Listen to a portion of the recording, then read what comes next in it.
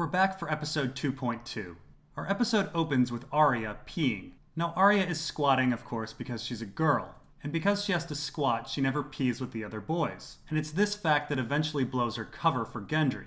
Now I'm not sure if this is a coincidence, but during Sir Richard Francis Burton's pilgrimage to Mecca, the only time he's nearly outed for being an imposter is when he's peeing. Due to clothing design, most men on the Arabian Peninsula squat when they pee. Burton messes up and pees standing up once. A little boy accuses him of being an imposter. However, lucky for Burton, nobody else thinks much of it. Burton was posing as an Afghan, and everybody just thought Afghans pee differently. The fact that Arya is faced with the opposite problem during her pilgrimage is interesting. Now, Arya is once again harassed by Jocund, Rorg, and Biter. Now, it should be noted that Rorg and Biter appear loyal to Jocund. In fact, Biter is named Biter by Jocund. And after Jocund leaves their company, Rorg continues to call Biter Biter. This suggests that Jocund knew Biter before Rorg, and for some reason Jocund knows that Biter can't write. The three of them also were housed together in the Black Cells. This suggests that they have a common past. Why they're loyal to him is a mystery. Do they fear him? Are they also faceless men? Here Rorg and Biter's harassment of Arya seems to play into Jocund's hand. Jocund learns that she has more courage than sense. So the Goldcloaks arrive with an arrest warrant for Gendry. Now the order of events in the show has changed a bit from the books, and it's important. Here in the show, Stannis has sent out a letter claiming that Cersei's children are Jaime's, and thus it appears that Cersei is trying to kill off all of the black-haired bastards that draw attention to the fact that her children are bastards. However, in the book, the letter hasn't been sent out yet, and so Cersei doesn't really have a motive to be sending out the Goldcloaks at this moment. Of course, the Goldcloaks have another master, Littlefinger, and Yoren has another master, Varys, and so this seems to be a proxy standoff between Littlefinger and Varys. Now, one huge part of the book is the authenticity of letters. A lot of time is dedicated to the description of wax seals and people checking these wax seals. If you notice, Yoren checks the authenticity of the warrant before telling the Goldcloaks to fuck themselves. He knows that the warrant is counterfeit and that these Goldcloaks have not been sent by Cersei. So in our next scene, Tyrion walks into his room and finds Shae talking to Varys. Now again, in the book, Tyrion was keeping Shae at an inn outside of the keep. Varys shows up at that inn. Varys claims that he has spies at the gate, and that's how he knew that Shae entered the city. However, I suspect Shae is an agent of Varys. And if she is, it makes the situation much more interesting. In the show, Varys tacitly threatens to harm Shae. He's gained power over Tyrion with his own agent. In the book, Varys helps hide Shae. He gains goodwill using his own agent. So our Cleos Frey stand-in has arrived in King's Landing with Robb's terms. Now in the book, Cersei never meets Sir Cleos on this trip. Tyrion poisons Cersei, giving her diarrhea, and she's unable to attend the small council meeting. This is significant as Tyrion has a scheme to try to liberate Jaime while weakening Cersei. He sends all of Cersei's guards to protect Sir Cleos on his way back to Riverrun. Mixed in with the guards are a mummer, a thief, a murderer, and a poisoner. And they have a scheme to break Jaime free. The scheme fails, and 3 of them are caught. However, no one seems to know what happened to the poisoner. Now here in the show, Pycelle gives Tyrion a message from the Wall. It claims that the dead are rising and that the Wall needs more men. Now if you remember, last season Mormont said he was sending Alliser Thorne to King's Landing. In the book, Sir Alliser actually shows up and harasses Tyrion for men. He even brought an animated hand with him to prove that the dead were rising. However, because Tyrion didn't like Sir Alliser, he put him off and the hand rotted. The show makes it look like Tyrion believes in the monsters beyond the Wall. In the book, Tyrion is creeped out by Sir Alliser's story, but otherwise he doesn't put much thought into it. Next we're treated to this extra scene with the Night's Watch lusting over women, and to this extra scene of Gilly meeting Sam. Now in the book, Gilly is a lot more careful about talking to Sam and Jon. Rather than talking to them out in the open, she visits them at night. In fact, Sam has her dress up in a black cloak when she goes to talk to Jon. And in the book, Jon isn't uselessly sharpening a Valyrian sword. Now in the show, Gilly is reluctant to say what's happening to the babies. However, in the book she tells them that they're being sacrificed to the cold gods with blue eyes.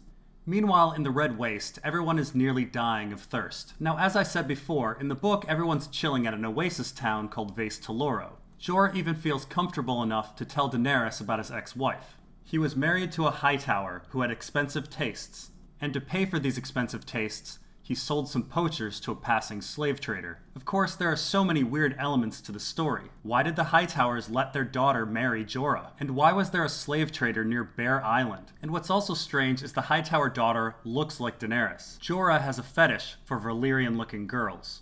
Now in the show, Riccaro's horse returns with Riccaro's head. In the book, Riccaro is still very much alive.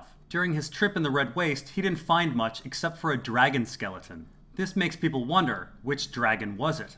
Well, we have quite a few missing dragons, but I like to believe it's Sheepstealer, a dragon lost during the Dance of the Dragons. Of course, there are many other possibilities. Now here in the show, Irri is absolutely devastated by the death of Riccaro. In the book, both Irri and Jiqui have a crush on Riccaro, but we don't see any actual relationship. In our next scene, we have Theon arriving at the Iron Isles. Theon is aboard a ship called the Miraham. It's supposedly a trader out of Old Town, but it's almost certainly an agent of House Mallister. How do we know?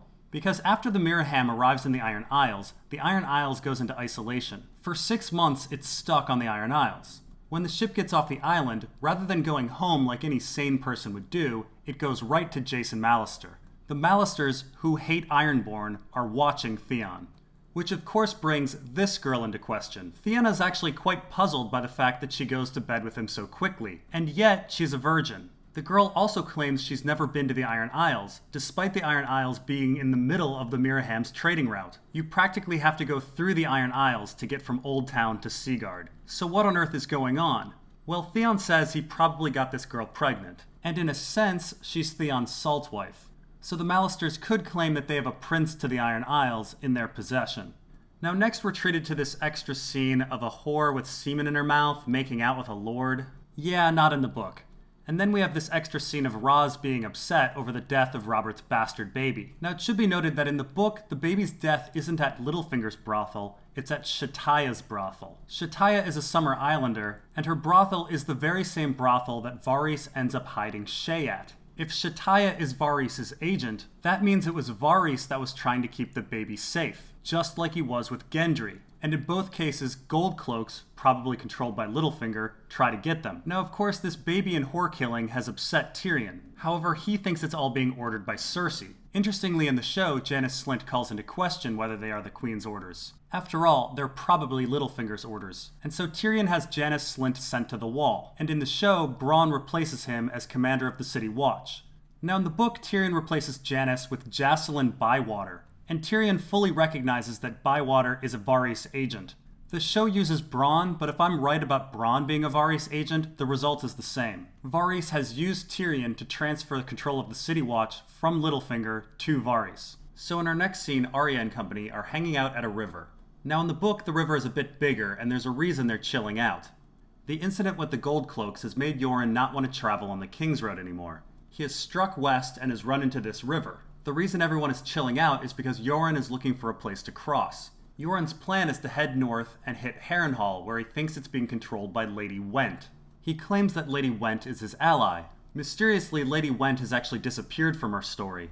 Harrenhal was transferred to the ownership of Janos Slynt. But of course, Janos has just been sent to the Wall, so now Harrenhal has no owner. But it is where Tywin is chilling with all of his troops. Next, Gendry outs Arya and starts calling her Milady. The show makes it look like Gendry is making fun of Arya, but it seems in the book that Gendry was punished thoroughly for not addressing lords and ladies correctly. So Theon has arrived at Lordsport in the Iron Isles. It should be noted that Lordsport is run by House Botley, and is doing very well as a city.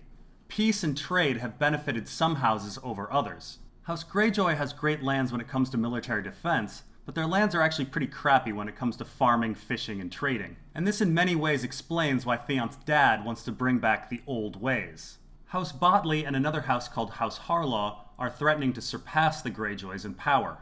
Now in the book, Theon is actually met at the port by his uncle Aeron. Aeron is a priest of the drowned god and lectures Theon about religion.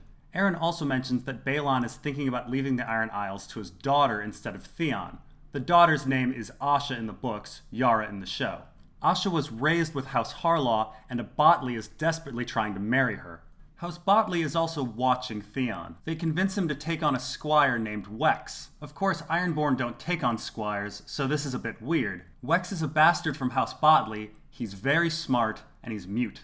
And so when Theon actually meets Yara/Asha, Wex can't tell him. He awkwardly watches this ordeal and can't do anything about it. So Theon meets his dad, Balon Greyjoy, who is staring into flames. We're not actually sure if Balon can see anything in his flames like Melisandre can, but he stares into them a lot. Now next, Balon criticizes Theon for wearing clothes that he didn't pay the iron price for. Theon forgot. Theon forgetting things is a reoccurring theme in our story. It seems almost impossible that someone would forget such a major tenet of the Ironborn religion. It also seems almost impossible that one would forget what one's sister looked like.